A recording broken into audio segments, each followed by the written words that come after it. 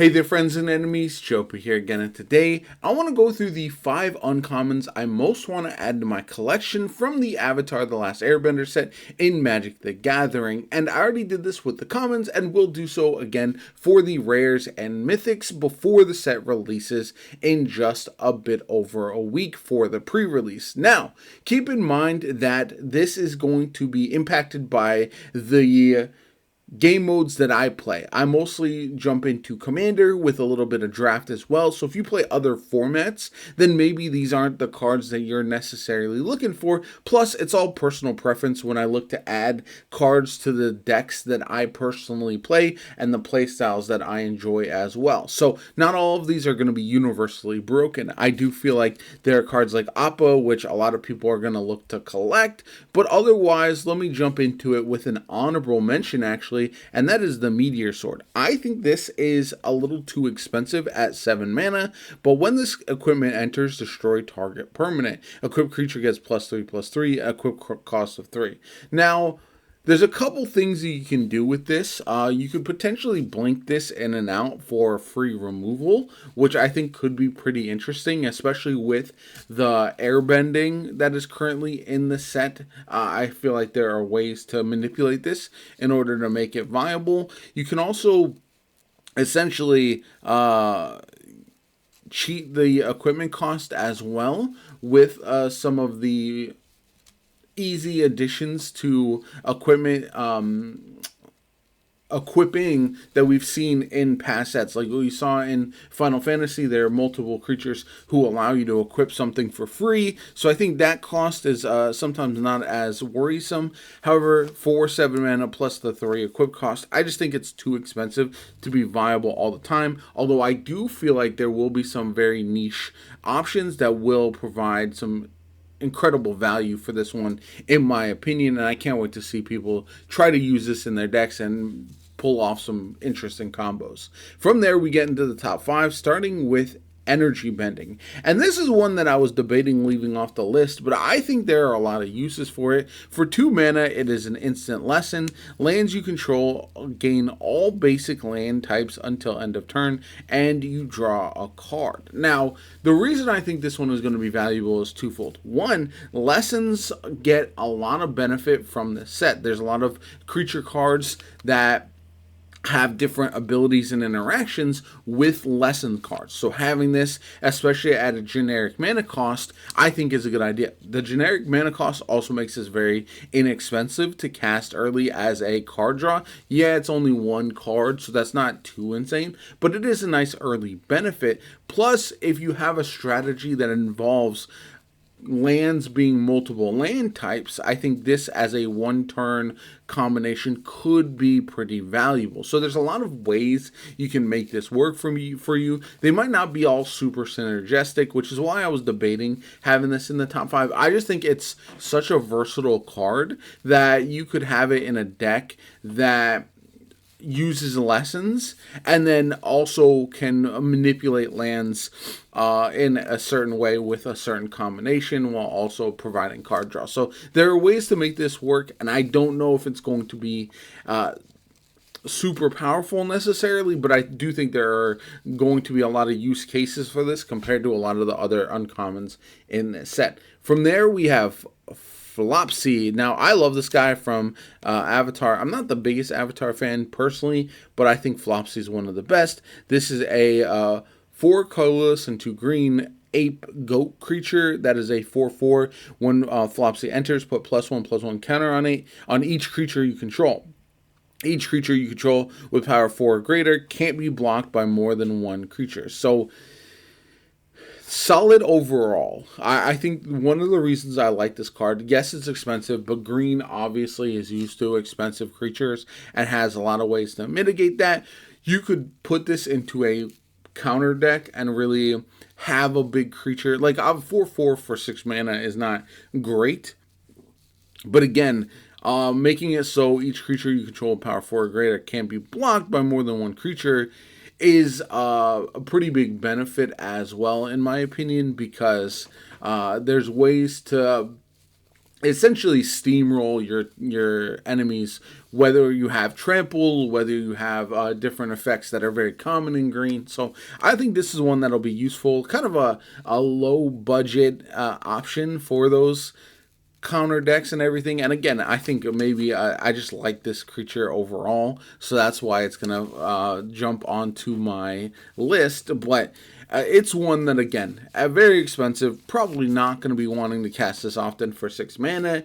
If you have ways to cheat it out, if you have additional mana like rocks and stuff like that, you're going to want to use it on this guy because, yeah, very expensive for that 4/4. But again, if you have a go wide strategy as well and just need a couple bigger creatures, this is one that could make sense, especially, like I said, if you're playing a counter deck, you could potentially proliferate with it and then just really let the counters get out of control. So we'll see how it goes with this one. I don't know if it's going to get a lot of use, but I do feel like this is the type of card that I personally would find a way to have in some of my green decks that really benefit from those counters. From there, we have the ones that I think, the top three, I think all are actually pretty useful and will find themselves into decks. First one is going to be Ty Lee, Artful Acrobat. This is a 2 colorless and a red for a 3/2 with prowess, which obviously is always very nice.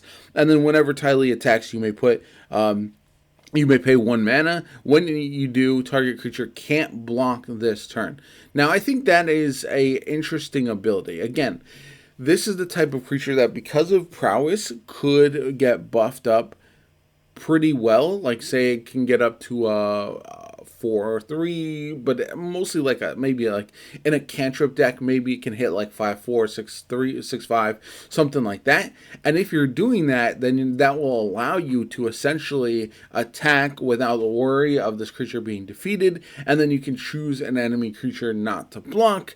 And if they have something that is stalling your strategy, that could be very, very effective. And again, with all the cantrips, you could be casting other potential spells to remove the enemy blockers, clear their board essentially, and then continue to attack and do a lot of damage. This is a legendary creature, so again, not going to be the best in every format. I think that kind of holds it back just a little bit.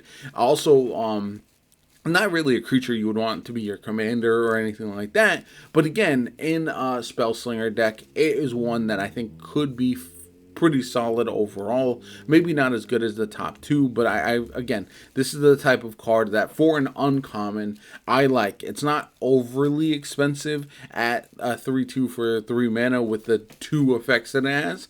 And that's the really problem that I see with a lot of uncommons, is that they can be extremely expensive for their cool abilities, or they have middling abilities and they aren't that expensive. Whereas this one, I think, is a solid middle ground. And this is the type of card that I would definitely look to add to certain decks that don't have better options. From there, we have Uncle Iroh. And this guy, I like this one a lot, personally. This is a 1 colorless and then 2 red-green hybrid mana. So one, they're changing potentially the hybrid mana rules. I will go on a separate rant about that, but for now, I do think that this is not that expensive for a 4/2 who has a Firebending 1. Whenever this creature attacks, add a red mana. The mana lasts until end of combat. Lesson spells you cast cost 1 less to cast. Now, as I mentioned before with like energy bending, for example, that is a 2 colorless mana instant lesson. And so that's a card that you can cast with Uncle Iroh just with his 1 mana that he provides, and then the lesson spell costing less. So if you want to build a lesson deck, if you want to include a lot of lessons into your deck for whatever strategy that involves, Uncle Iroh is almost a must-have. Firebending is obviously nice. You can only use it for like instants and flash spells and stuff like that. But it is a very good option, especially because there are so many ways to hold on to that mana as well in this set, which I think is good, but potentially could be very, very interesting. And overall, I think Uncle Iroh is one of those cards that I really like. I like the fact that they take one of the more important characters in the series to give him a quality card as an uncommon, because oftentimes you'll see the mythics are very, very good for the best creatures, but then the other ones are very hit or miss. So we'll see how that works out. I do think this is a good card, and I feel like if you are, again, we'll see how many lessons you can really make a deck for, or include in a deck to really make this viable, but it is a interesting option right there. And again, at 4/2 for 3 mana, I think is not bad as well. Then finally, we have what I think is my favorite uncommon in the entire set, and that is going to be Zuko, Exiled Prince. Once again, one of the major characters from the franchise. This is early days for him. He is a 4/3 for 3 colorless and a red. He has Firebending 3, so he adds 3 mana when he attacks. And the mana lasts until end of combat. And then you can pay 3 mana, exile the top card of your library. You may play this card this turn. So you can trigger his ability very easily. You can trigger early in your turn, you can trigger it late in your turn, but triggering his ability for that 3 mana, basically, plus you attacking, will give you 3 free mana as well. So lots of reasons that I think this card could be pretty valuable. Again, you're gonna have to do a lot of protection for it, because just like Uncle Iroh, I feel like this creature is one of those that's going to be easily targeted by the enemy, your opponents, in order to try to get it off the battlefield fairly quickly. But I think this is the type of card that potentially, especially if you use previous cards that we've shown, where, for example, he can attack without, you can't block with more than one creature, you find a way to put indestructible on him or something like that. Even if you're not doing damage with your attacks, generating that extra mana and be able to cast all your instants and cantrips and everything like that, I think is a option that will work out very, very well. So overall, I think Zuko is my favorite of all the uncommons in the set. Let me know if there's any that I missed. I know I've been going through all of them, trying to fine-tooth comb and theorize which one I'm going to like the most, but if there are any that you think I might have overlooked, let me know in the comments down below. I'm definitely open to that as well. I will go through the 5 rares that I'm looking forward to the most next, and then hopefully have a bunch of content around the set, like openings and stuff like that, in the near future. So let me know what you guys think in the comments down below. Like the video as always, comment, subscribe, have a good one, and I'll catch you all later.